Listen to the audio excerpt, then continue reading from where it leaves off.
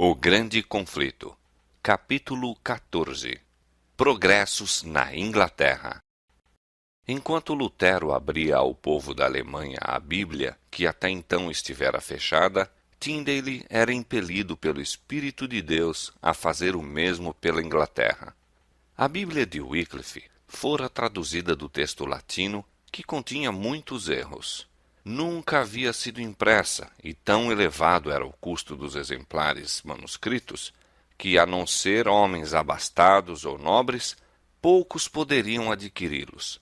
Demais, sendo estritamente proscrita pela Igreja, tivera a divulgação relativamente acanhada. Em 1516, um ano antes do aparecimento das teses de Lutero, Erasmo publicara sua versão grega e latina do Novo Testamento. Agora, pela primeira vez, a palavra de Deus era impressa na língua original. Nesta obra, muitos erros das versões anteriores foram corrigidos, dando-se mais clareza ao sentido.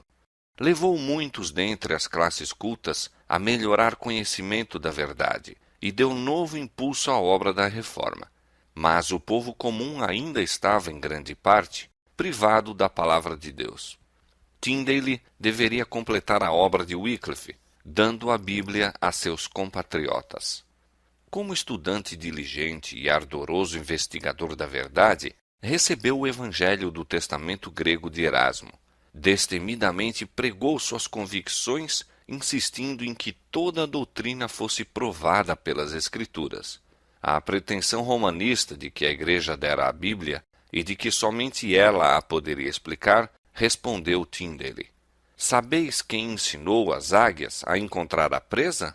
Pois bem, esse mesmo Deus ensina seus filhos famintos a encontrar o Pai em sua palavra. Longe de nos haverdes dado as Escrituras, sois vós que a tendes escondido de nós. Sois vós que queimais os que ensinam, e se pudesseis, queimaríeis as Escrituras mesmas. A pregação de Tyndale despertou grande interesse.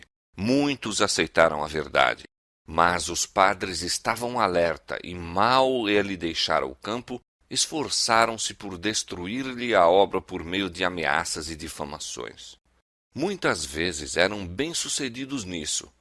Que se deve fazer? Exclamava ele. Enquanto semeio num lugar, o inimigo devasta o campo que acabo de deixar. Não posso estar em toda parte. Oh, se os cristãos possuíssem as Escrituras Sagradas em sua própria língua, poderiam por si mesmos resistir a esses sofismas. Sem a Bíblia, é impossível firmar o leigo na verdade. Novo propósito toma então posse de seu espírito. Era na língua de Israel, disse ele, que se cantavam os salmos no tempo de Jeová.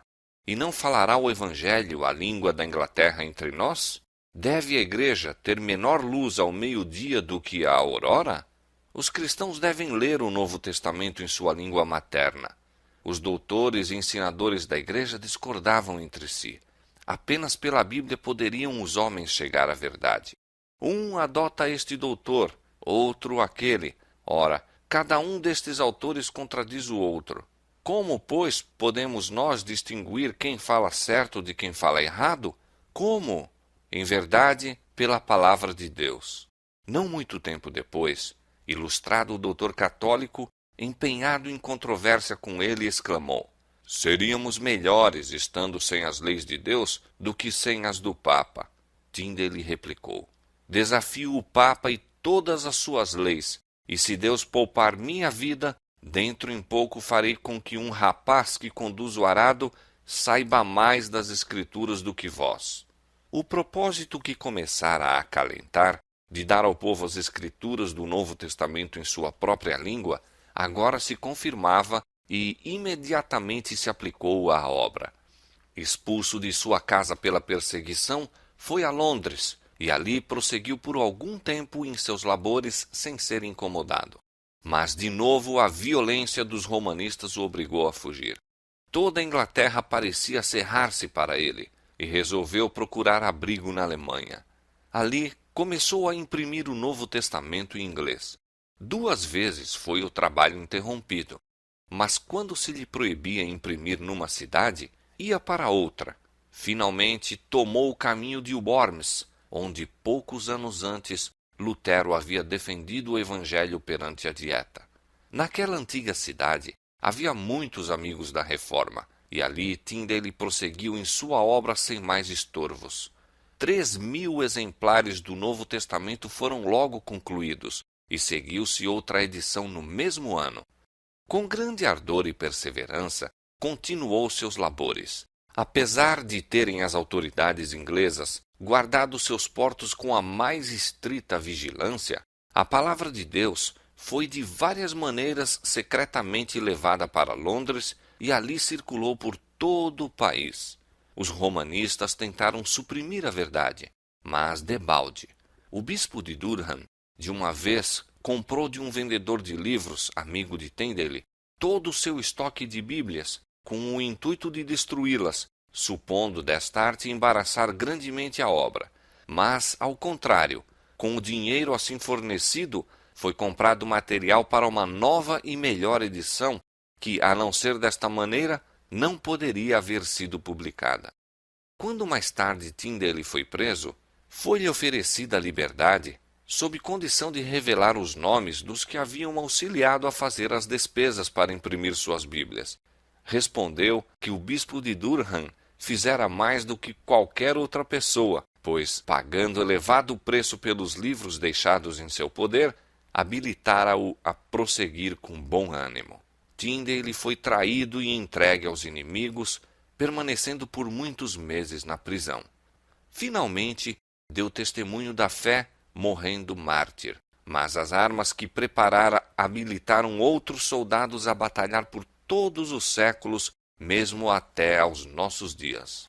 Latimer sustentava do púlpito que a Bíblia deveria ser lida na língua do povo. O autor da Escritura Sagrada, disse ele, é o próprio Deus, e esta Escritura participa do poder e da eternidade de seu autor.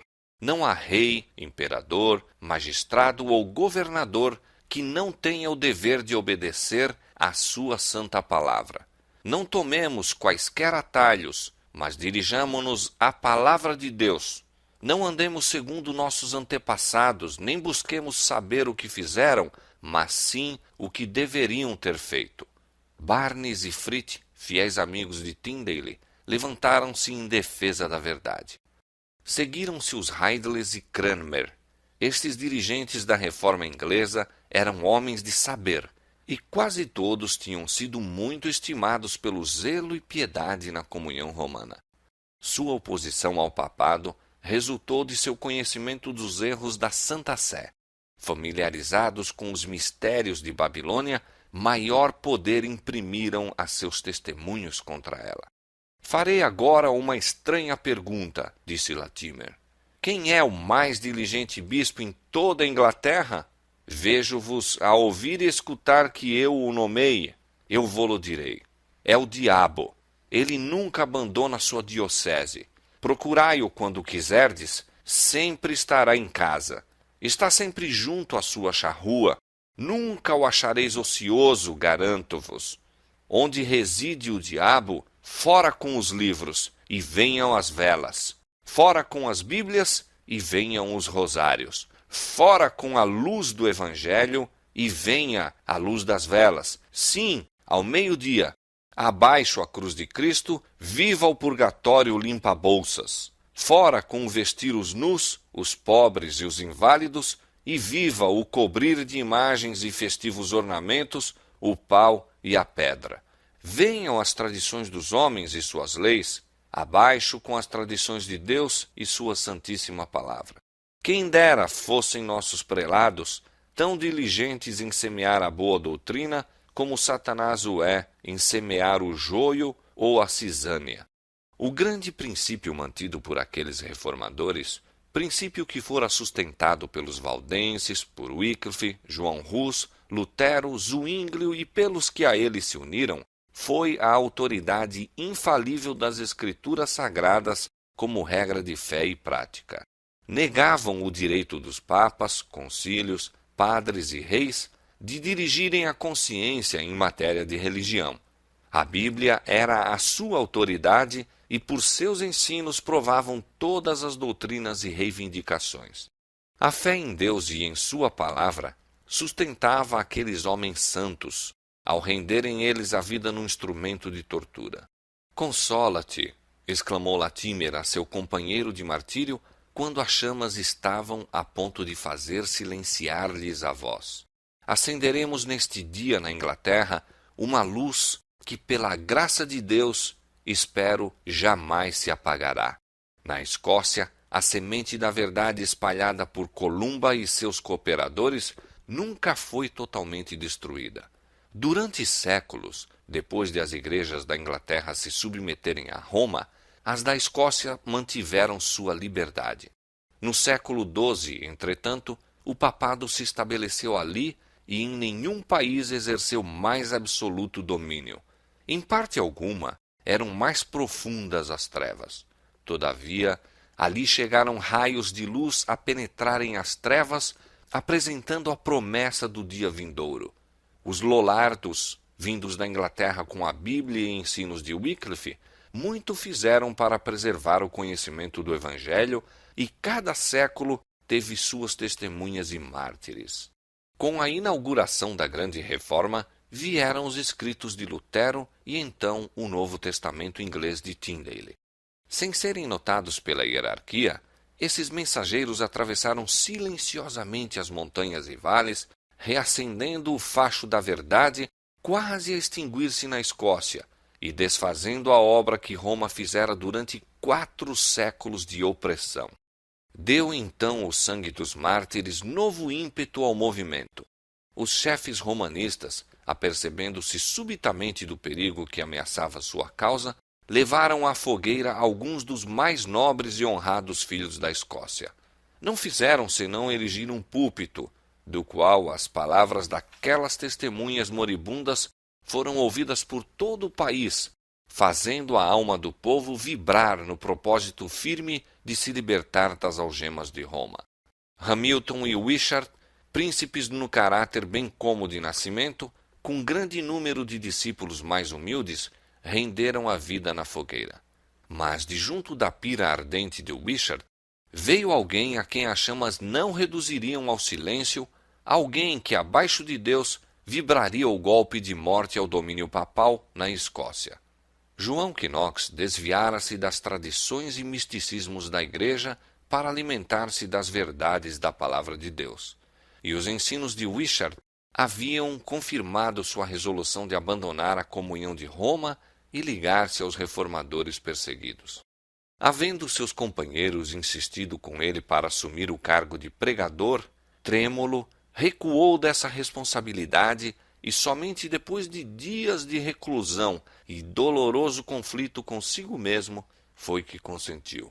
Mas, uma vez aceito por ele o cargo, foi avante com inflexível decisão e denodada coragem enquanto lhe durou a vida. Este fiel e verdadeiro reformador não temia a face do homem.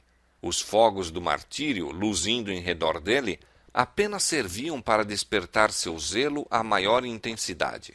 Com o machado do carrasco pendendo ameaçadoramente sobre a cabeça, manteve-se em seu terreno, desfechando vigorosos golpes à direita e à esquerda para demolir a idolatria. Quando posto face a face com a rainha da Escócia, em cuja presença o zelo de muitos dirigentes do protestantismo se haviam abatido, João Knox deu seu testemunho inquebrantável da verdade. Não seria ganho por meio de carinhos. Não se subjugaria diante de ameaças. A rainha acusou-o de heresia. Ele havia ensinado o povo a receber uma religião proibida pelo Estado, declarou ela, e transgredir assim o mandamento de Deus, que ordena aos súditos obedecer a seus príncipes. Knox respondeu firmemente: como a religião verdadeira não deriva dos príncipes mundanos, a força original nem a autoridade, mas sim do eterno Deus unicamente, não são assim os súditos obrigados a moldar sua religião segundo o sabor dos príncipes. Pois muitas vezes acontece que os príncipes são os mais ignorantes de todos no tocante à verdadeira religião de Deus. Se toda a semente de Abraão houvesse sido da religião de Faraó, de quem foram súditos durante muito tempo, pergunto-vos, senhora, que religião teria havido no mundo? Ou se todos os homens nos dias dos apóstolos houvessem sido da religião dos imperadores romanos, que religião teria havido sobre a face da terra? E assim, senhora, podeis compreender que os súditos não são obrigados a ter a religião de seus príncipes, conquanto se lhes recomende prestar-lhes obediência, disse Maria. Interpretais as Escrituras de uma maneira, e eles, os ensinadores católicos romanos, interpretam-nas de outra. A quem deverei crer? E quem será juiz? Crereis em Deus, que claramente fala em sua palavra, respondeu o reformador. E além do que a palavra vos ensina, não crereis nem a um nem a outro. A palavra de Deus é clara por si mesma, e se aparecer qualquer obscuridade em um lugar, o Espírito Santo, que nunca é contrário a si mesmo, em outros lugares explica a obscuridade de maneira mais clara, de modo que não poderá ficar dúvida, a não ser para os que obstinadamente se conservem na ignorância. Essas foram as verdades que o destemido reformador com perigo de vida disse aos ouvidos da realeza. Com a mesma denodada coragem, manteve seu propósito, orando e ferindo as batalhas do Senhor, até que a Escócia ficou livre do papado. Na Inglaterra, o estabelecimento do protestantismo como religião nacional diminuiu a perseguição, mas não a deteve completamente. Enquanto muitas das doutrinas de Roma foram renunciadas, conservaram-se não poucas de suas formas. Foi rejeitada a supremacia do Papa, mas em seu lugar o monarca foi entronizado como cabeça da Igreja. No culto da Igreja, ainda havia largo desvio da pureza e simplicidade do Evangelho. O grande princípio da liberdade religiosa não fora por enquanto compreendido. Ainda que só raramente os governadores protestantes recorressem às horríveis crueldades que Roma empregava contra a heresia, o direito de cada homem a adorar a Deus segundo os ditames de sua própria consciência não era ainda reconhecido. Exigia-se de todos aceitar as doutrinas e observar as formas de culto prescritas pela Igreja estabelecida. Os dissidentes foram perseguidos em maior ou menor grau durante centenas de anos. No século XVII, milhares de pastores foram destituídos de seus cargos. Foi proibido ao povo, sob pena de pesadas multas, prisão e banimento, assistir a qualquer reunião religiosa, exceto as que eram sancionadas pela Igreja. As almas fiéis que não podiam abster-se de se reunir para adorar a Deus eram obrigadas a reunir-se nas ruas escuras, em sombrias águas furtadas e, em certas estações, nos bosques à meia-noite. Na profundidade agasalhadora da floresta, templo construído pelo próprio Deus, aqueles dispersos e perseguidos filhos do Senhor se congregavam para derramar a alma em oração e louvor. Mas, a despeito de toda a precaução, muitos sofreram pela fé. As cadeias estavam repletas, as famílias eram divididas. Muitos eram banidos para países estrangeiros. Contudo, Deus estava com seu povo, e a perseguição não conseguia fazer silenciar-lhes o testemunho. Muitos foram impelidos para a América do Norte, através do oceano, e ali lançaram os fundamentos da liberdade civil e religiosa, que tem sido o baluarte e glória desse país. Novamente, como nos dias apostólicos, a perseguição redundou em favor do Evangelho.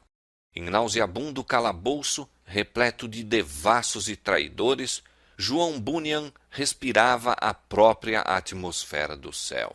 E ali escreveu a maravilhosa alegoria da viagem do peregrino da terra da destruição para a cidade celestial. Por mais de 2 séculos, aquela voz da cadeia de Bedford tem falado com poder penetrante ao coração dos homens. O Peregrino e Graça Abundante ao Principal dos Pecadores, escritos por Bunyan, tem guiado muitos à senda da vida.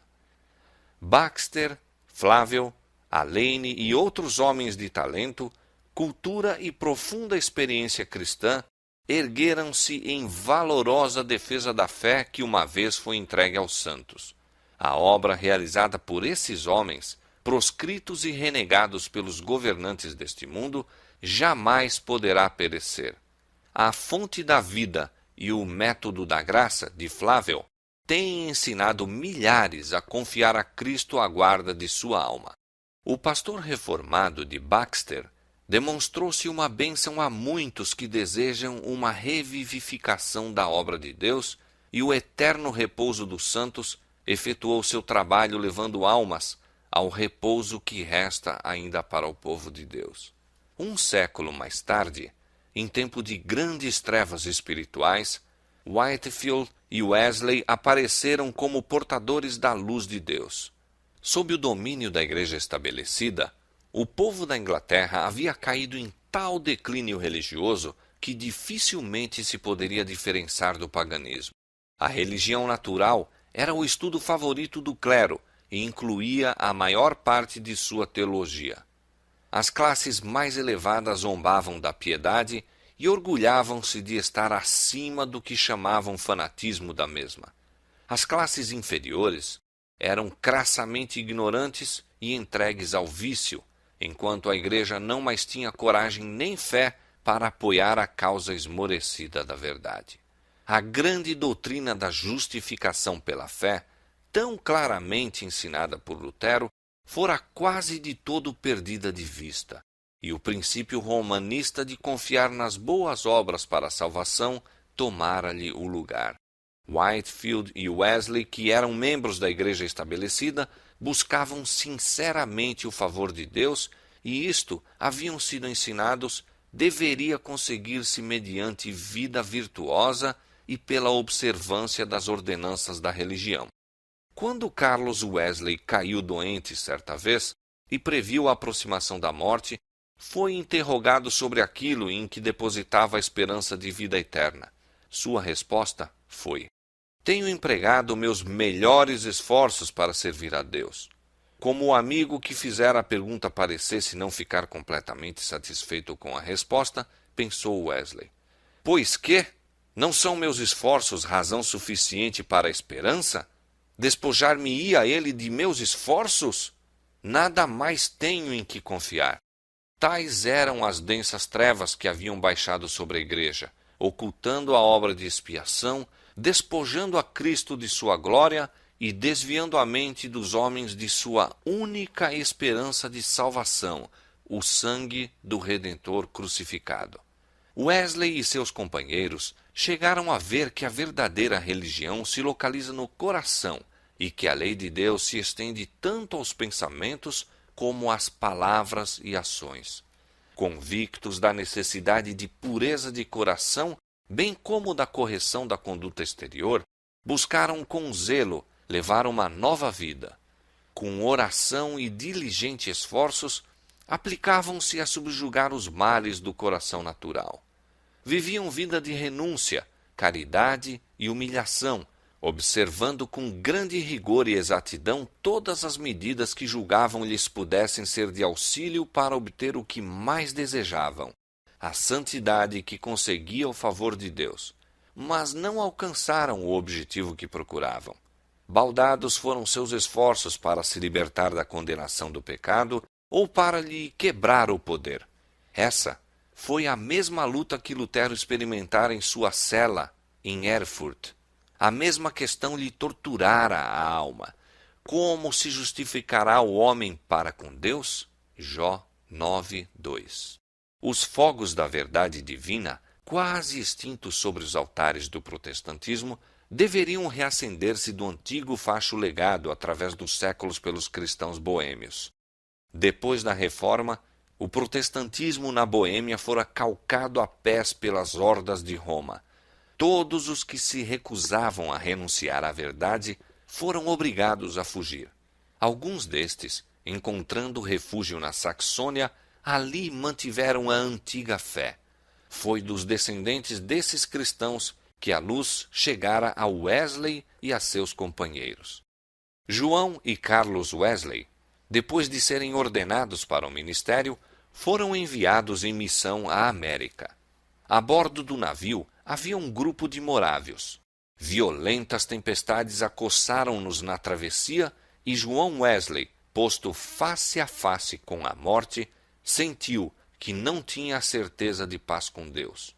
Os alemães, ao contrário, manifestavam uma calma e confiança que lhe eram estranhas. Muito tempo antes, disse ele, já eu havia observado a grande rigidez de sua conduta. De sua humildade haviam dado prova contínua, efetuando para os outros passageiros as ocupações servis que nenhum dos ingleses desempenharia. Isto sem desejarem nem receberem paga, dizendo que era para o seu coração orgulhoso e que seu amante salvador por eles fizera mais. E dia a dia manifestavam uma mansidão que nenhuma ofensa poderia abalar. Se eram empurrados, batidos ou derrubados, erguiam-se de novo e iam-se, mas nenhuma queixa lhes escapava dos lábios. Houve então uma oportunidade para provar se eram movidos pelo espírito de temor ou de orgulho, ira e vingança. Em meio do salmo com que iniciaram seu culto, o mar enfureceu-se, reduzindo a pedaços a vela principal, cobrindo o navio e derramando-se pelos convéses como se o grande abismo já nos houvesse tragado. Terrível alarido surgiu entre os ingleses. Os alemães calmamente continuaram a cantar. Perguntei a um deles depois, não ficaste com medo? Ele respondeu, graças a Deus, não. Perguntei, mas não ficaram com medo vossas mulheres e crianças?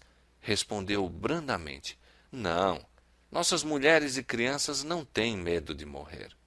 Ao chegar à savana, Wesley demorou-se por um pouco de tempo com os morávios, ficando profundamente impressionado com a sua conduta cristã.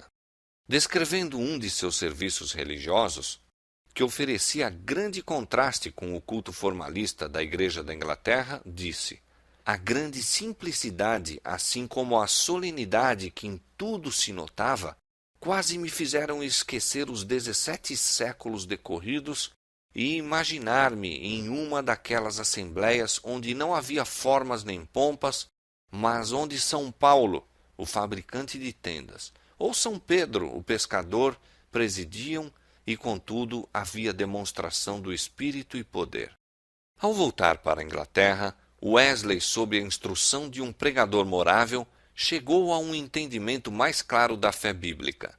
Ficou convencido de que deveria renunciar a toda a confiança em suas próprias obras para a salvação e que lhe cumpria confiar inteiramente no Cordeiro de Deus que tira o pecado do mundo. Em uma reunião da Sociedade Morávia de Londres, foi lida uma declaração de Lutero, descrevendo a mudança que o Espírito de Deus opera no coração do crente. Ao ouvi-la, acendeu-se a fé na alma de Wesley. Senti o coração aquecido de maneira estranha, disse ele. Senti que confiava em Cristo, Cristo somente, para a salvação. E foi-me concedida a certeza de que ele tirara meus pecados, sim, os meus, e me salvara da lei do pecado e da morte.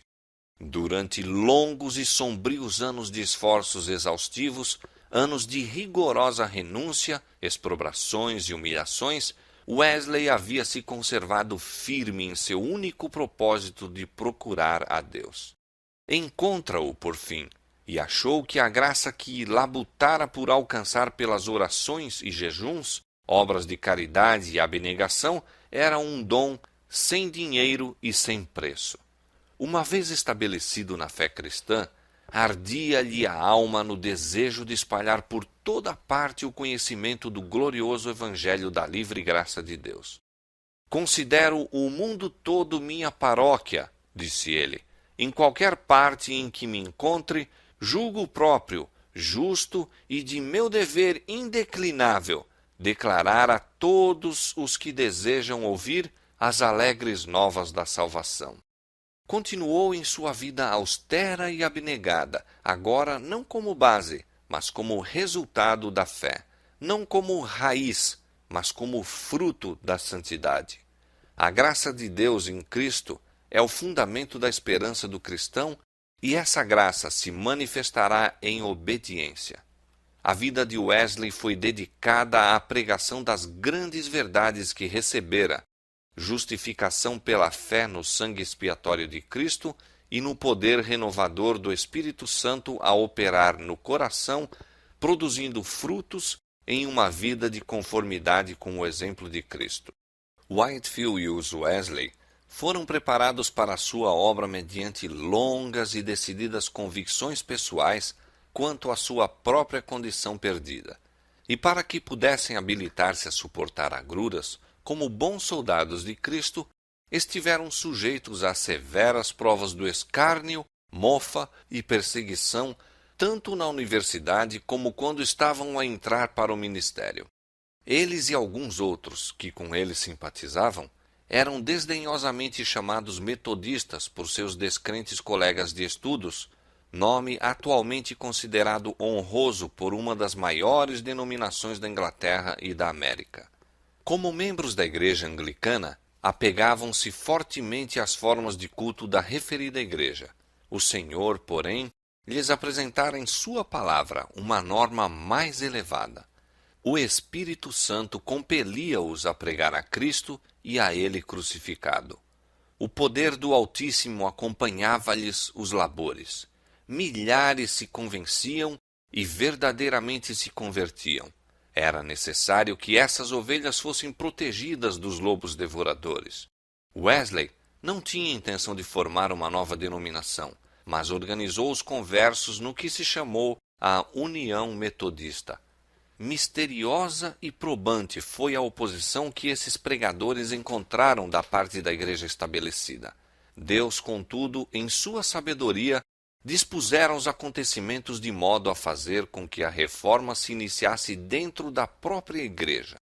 Se ela tivesse vindo inteiramente de fora, não teria penetrado no lugar em que era tão necessária. Mas como os pregadores do reavivamento eram membros da igreja e trabalhavam dentro do grêmio da igreja quando quer que encontravam oportunidade, a verdade teve entrada onde as portas teriam de outra maneira permanecido fechadas. Alguns do clero despertaram de sua sonolência moral e tornaram-se zelosos pregadores em suas próprias paróquias. Igrejas que se haviam petrificado pelo formalismo acordaram para a vida. No tempo de Wesley, como em todos os tempos da história da igreja, homens de diferentes dons efetuaram a obra que lhes era designada. Não sermonizavam em todos os pontos de doutrina, mas todos eram movidos pelo Espírito de Deus e uniam-se no objetivo que os absorvia, de conquistar almas para Cristo. As divergências entre Whitefield e os Wesley ameaçaram certa vez estabelecer separação, mas como tivessem na escola de Cristo aprendido a humildade, reconciliaram-nos o perdão e a caridade mútua. Não tinham tempo para discutir, enquanto o erro e a iniquidade abundavam por toda parte, e os pecadores sucumbiam na ruína. Os servos de Deus palmilhavam caminho escabroso. Homens de influência e saber empregaram sua capacidade contra eles. Depois de algum tempo, muitos dentre o clero manifestaram decidida hostilidade e as portas da igreja fecharam-se contra a fé pura e contra os que a proclamavam. O procedimento do clero, denunciando-os do púlpito, suscitou os elementos das trevas, ignorância e iniquidade. Reiteradas vezes, João Wesley escapou da morte por um milagre da misericórdia de Deus. Quando a fúria da populaça foi excitada contra ele e parecia não haver meio de escape, um anjo, em forma humana, vinha ao seu lado, a plebe recuava e o servo de Cristo saía em segurança do lugar de perigo. De seu livramento da populaça enraivecida, em uma dessas ocasiões disse Wesley: muitos se esforçaram por atirar-me ao chão, enquanto por um caminho escorregadio descíamos uma colina para ir à cidade, imaginando que se eu caísse ao chão, dificilmente me levantaria outra vez. Mas não tropecei, absolutamente, nem sequer sofri a mínima escorregadela, até que fiquei inteiramente fora de seu alcance. Posto que muitos se esforçassem por lançar mão de meu colarinho e vestes, para arrojar-me por terra, não puderam de maneira nenhuma firmar-se. Apenas um segurou-me firme na aba de meu colete, que logo lhe ficou na mão. A outra aba, em cujo bolso havia uma nota de banco, foi rasgada apenas pela metade. Um homem robusto, precisamente por trás, virou contra mim várias vezes grossa vara de carvalho, com a qual, caso me houvesse uma única vez batido na parte posterior da cabeça, ter-se-ia livrado de mais incômodos. Mas todas as vezes as pancadas se desviavam para o lado, não sei como, pois não podia mover-me nem para a direita nem para a esquerda.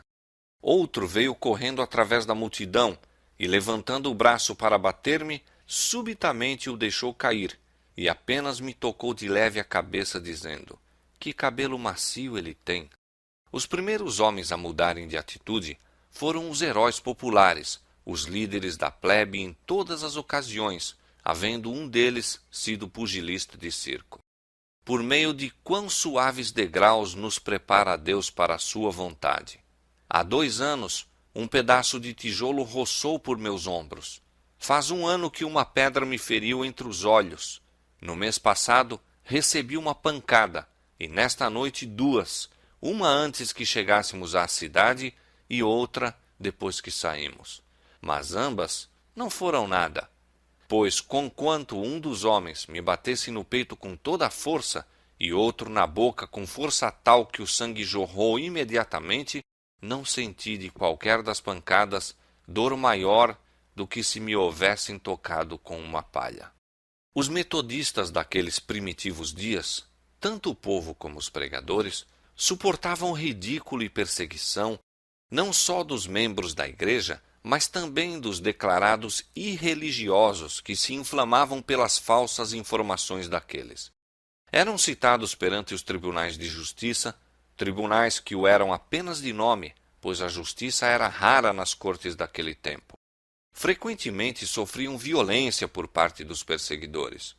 Multidões de populares iam de casa em casa, destruindo móveis e bens, saqueando o que quer que desejassem e brutalmente desacatando homens, mulheres e crianças. Em alguns casos, eram afixados avisos públicos convocando os que desejavam ajudar a quebrar as janelas e saquear as casas metodistas a se unirem em um dado tempo e lugar. Estas flagrantes violações, tanto da lei humana como da divina, eram deixadas impunes. Provia-se perseguição sistemática contra um povo cuja única falta era a de procurar desviar os pés dos pecadores do caminho da destruição para a senda da santidade. Disse João Wesley, referindo-se às acusações feitas contra ele e seus companheiros: "Alguns alegam que as doutrinas desses homens são falsas, errôneas e fanáticas, que são novas e delas não se ouviu senão ultimamente, que são quakerismo, fanatismo e romanismo." Toda essa alegação já foi desfeita pela base, tendo sido amplamente demonstrado que todos os pontos dessa doutrina são a clara doutrina das Escrituras, interpretada por nossa própria Igreja. Portanto, não pode ser nem falsa nem errônea, uma vez que sejam verdadeiras as Escrituras. Outros alegam: sua doutrina é muito estrita, elas tornam o caminho do céu muito estreito. E esta é, na verdade, a objeção original, visto que foi quase a única durante algum tempo, e está secretamente contida em outras 1000, que aparecem sob várias formas. Mas tornam eles o caminho do céu, de alguma maneira, mais apertado do que nosso Senhor e seus apóstolos o fizeram? É a sua doutrina mais estrita do que a da Bíblia? Considerai tão somente alguns textos claros. Amarás ao Senhor teu Deus de todo o teu coração e de toda a tua alma e de todas as tuas forças e de todo o teu entendimento.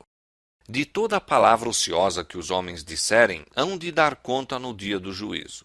Quer comais, quer bebais, ou façais outra qualquer coisa, fazei tudo para a glória de Deus.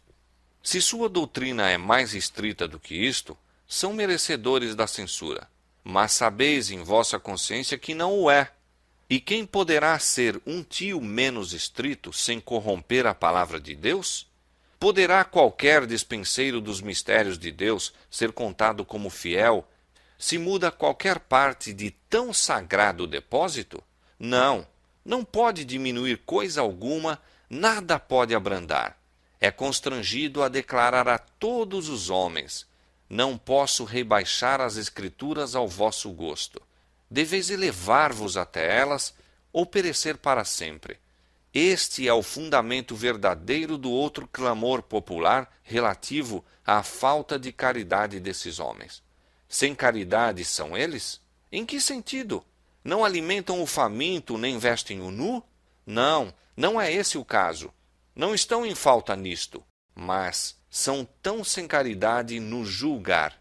Acham que ninguém mais pode salvar-se além dos que seguem o caminho deles. O declínio espiritual ocorrido na Inglaterra, precisamente antes do tempo de Wesley, foi em grande parte o resultado do ensino antinômico. Muitos afirmavam que Cristo abolira a lei moral e que, portanto, os cristãos não estão na obrigação de observar que o crente está livre da servidão das boas obras. Outros, admitindo embora a perpetuidade da lei, declaravam não ser ela necessária aos ministros a fim de exortarem o povo à obediência de seus preceitos, desde que aqueles a quem Deus elegera para a salvação seriam, pelo impulso irresistível da graça divina, levados à prática da piedade e virtude, ao passo que os que estavam destinados à condenação eterna não tinham força para obedecer à lei divina.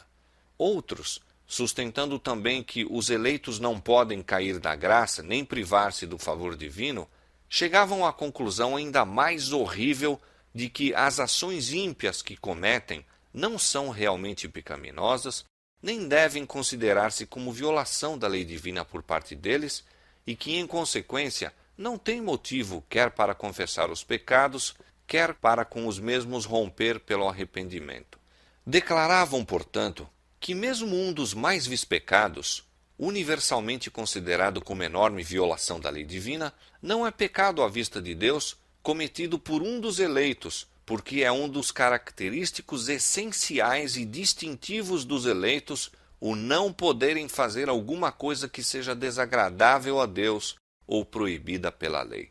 Estas monstruosas doutrinas são essencialmente as mesmas que o ensino posterior dos educadores e teólogos populares, de que não há lei divina imutável como norma do que é reto, mas que o padrão da moralidade é indicado pela própria sociedade e tem estado constantemente sujeito à mudança. Todas estas ideias são inspiradas pelo mesmo Espírito Superior, sim, por aquele que, mesmo entre os habitantes celestiais, sem pecado, iniciou sua obra de procurar derruir as justas restrições da lei de Deus. A doutrina dos decretos divinos, que inalteravelmente fixam o caráter dos homens, havia conduzido muitos à rejeição virtual da lei de Deus. Wesley perseverantemente se opôs aos erros dos ensinadores antinomistas, demonstrando que esta doutrina que levava ao antinomismo é contrária às Escrituras. A graça de Deus se há manifestado trazendo salvação a todos os homens. Isto é bom e agradável diante de Deus nosso Salvador, que quer que todos os homens se salvem e venham ao conhecimento da verdade, porque há um só Deus e um só mediador entre Deus e os homens, Jesus Cristo, homem, o qual se deu a si mesmo em preço de redenção por todos. O Espírito de Deus é concedido livremente para habilitar todos os homens a apoderar-se dos meios de salvação. Assim, Cristo, a verdadeira luz, ilumina a todo homem que vem ao mundo. Os homens não conseguem a salvação pela recusa voluntária da luz da vida. Em resposta à alegação do que pela morte de Cristo foram abolidos os preceitos do Decálogo, juntamente com a lei cerimonial, disse Wesley: a lei moral contida nos 10 mandamentos e encarecida pelos profetas, Cristo não a abrogou. Não era desígnio de sua vinda revogar qualquer parte da mesma. Ela é uma lei que jamais poderá ser destruída, que permanece firme como a fiel testemunha no céu. Existiu desde o princípio no mundo, sendo escrita não em tábuas de pedra, mas no coração de todos os filhos dos homens, quando saíram das mãos do Criador.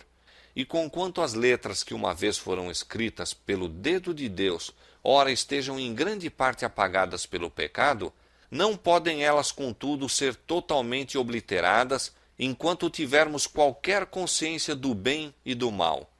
Todos os requisitos desta lei devem continuar vigorando para toda a humanidade e em todos os tempos, não dependendo isto do tempo ou do lugar, nem de qualquer outra circunstância sujeita à mudança, mas da natureza de Deus e da natureza do homem e da imutável relação existente entre um e outro. Não vim para destruir, mas cumprir.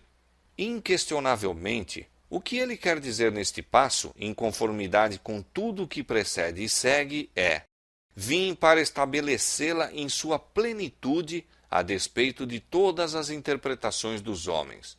Vim para colocar em uma perspectiva ampla e clara o que quer que nela fosse obscuro.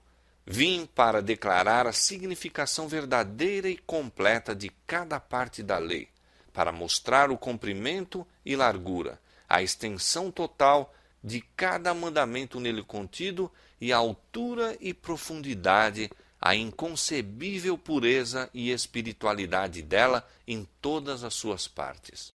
Wesley advogou a harmonia perfeita da lei e do Evangelho. Há, portanto, a mais íntima ligação que se pode conceber entre a lei e o Evangelho.